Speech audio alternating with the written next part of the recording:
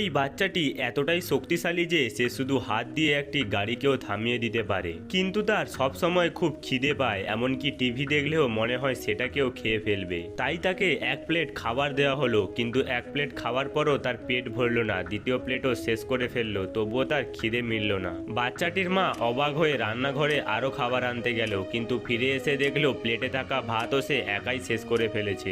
এরপর তারা যখন সুপার মার্কেটে গেল তখন বাচ্চাটি সেখানে পানীয় টেস্টার চাইলো, কিন্তু মজার ব্যাপার হলো টেস্টার হিসেবে দেয়া পুরো পানীয় সে শেষ করে ফেললো।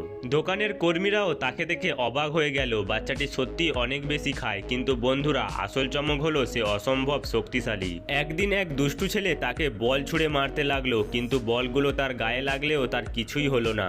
এরপর বাচ্চাটি খুব সহজভাবে একটি বল ছুঁড়ে মারলো, আর সেই দুষ্টু ছেলেটি সঙ্গে সঙ্গে কাঁদতে শুরু করলো। কিন্তু একদিন তাদের বাড়িতে ডাকাতরা হামলা করলো, তার মা কিছু করতে পারছিল না। তখনই এই বাচ্চাটি নিজের আসল শক্তি দেখিয়ে দিল।